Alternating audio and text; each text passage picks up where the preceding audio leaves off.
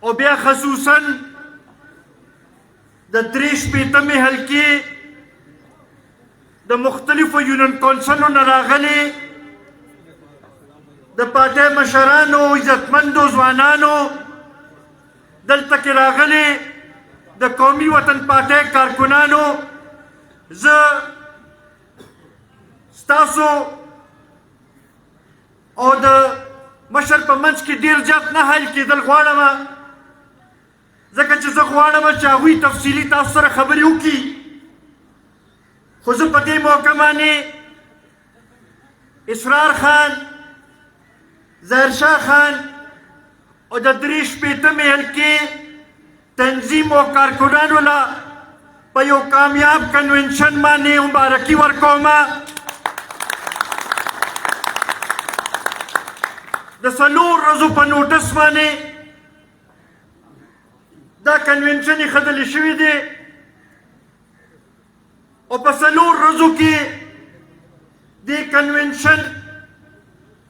د یو جلسې شکل اختیار کړو نن دا دې طرف ته اشاره کوي چې عوام د ملي رهبر جناب آفتاب احمد خان شیرپو په انتظار ناست دي عوام په دې خبرې باندې پوه شوي دي چې د تېر 14 کالو نه چې کوم خلک په دې صوبې په حکومت باندې ناست دي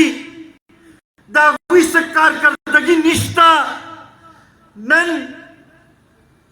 زه ستاسو په وساطت سره د صوبایي حکومت نه او د پاکستان تحریک انصاف نه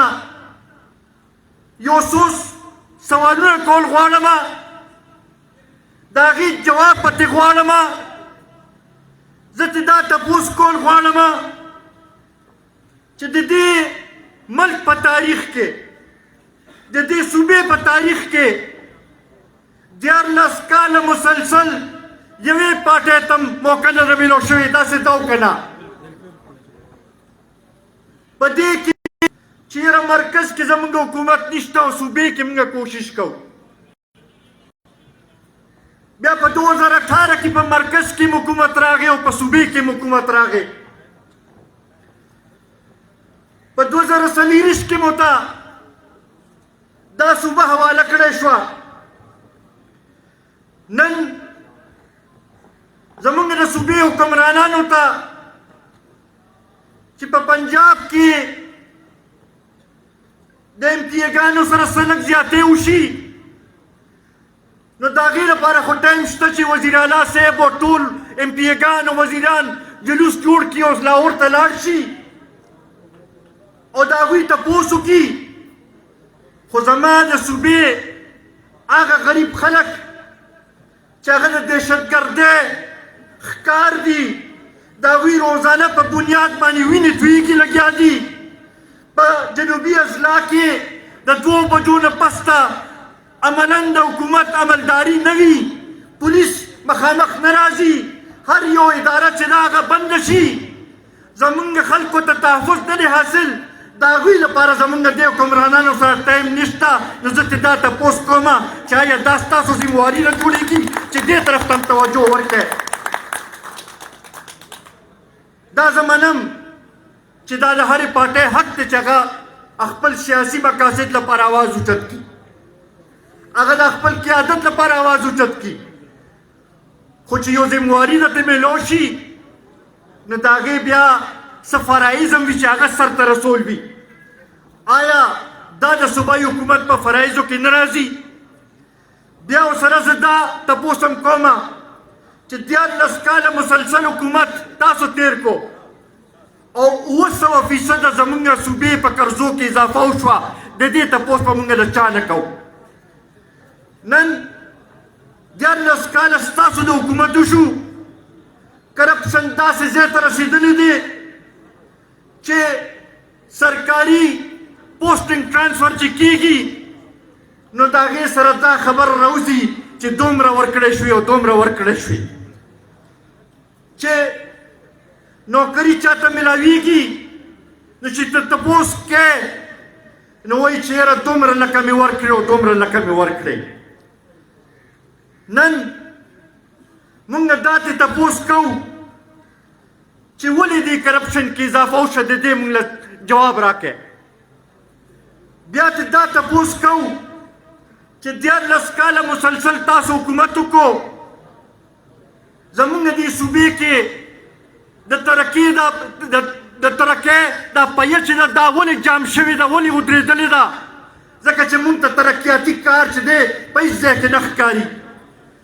بیا ورسره دا تپوس کوو چې په غربت کې ولې اضافه وشوه او زمونږ خلک چې دی نور ولې غریب شو د دې جواب دې مونږ له راکړي. بیا ورسره دا تپوس دې کوو چې بېروزګارۍ کې اضافه وشوه 1 کروڑ نوکرو خو ادم کړې وه خو دلته زما ځوانان زما بچي زمونږ میندې خویندې ډیګرۍ ایستلې 14 کاله سبق ویلې ډیګرۍ ګرځئ خو هغوی ته نوکري نه میلاویږي دا ولې دې حال باندې خلک دي. بیا دغه شانتې دا تپوس کوو چې د حکومت طرفه دا تعلیم چې دی دې کې به لږ ډېر د کالجونو د سکولونو په شکل کې څه لږ خلکو ته به یو ریلیف میلاوېدو. دا دې لپاره و چې هغه غریب خلک چې کوم پرایویټ تعلیمونه نشي د هغې زور نشي نه لري چې د هغې بچو ته هم تعلیم میلو شي. نن ولې هغه ادارې چې دي هغه نجکاري د هغې کېږي لګیا ده او هغه هم چې دی د سکولونو مافیا چې ده د پرایویټ انسټیټیوشن مافیا چې ده هغوی په لاس کې ورکړی کېږي لګیا ده. د دې سوال جواب دې مونږ له راکړي. بیا دغه شانتې زه دا هم تپوس کومه چې دلته کې دا زمونږ صوبه د سیلابونو نه تېره شوه زلزلو نه تېره شوه دهشتګردۍ د وجې نه دلته کې ډېره لویه تباهي وشوه بېروزګاري هسې هم دلته کې زیاته وه پسماندګي هسې هم دلته کې زیاته وه یو لکه ډېره زمینداري وه چې په هغې سره به زمونږ مشرانو زمونږ د دې خلکو د خپل بچو له 2 وخته روټۍ پیدا کوله. نو په هغه غنمو کې چې کوم سکینډل راغی مخامخ هغه هم ستاسو مخامخ دی. په دې تېر ځل چې ګنو سره څه وشو هغه هم ستاسو مخامخ دي. او بیا دا اوس چې دا تماکو چې دی په هغې کې زمیندار سره چې څه کېږي لګیا دي دا هم ستاسو مخامخ دي. نو زه ته سوال کومه چې د دې ذموار څوک دی مونږ له د دې جواب راکړئ. عزتمندو دا یو څو سوالونه دي دا به ترې بار بار تپوس کوو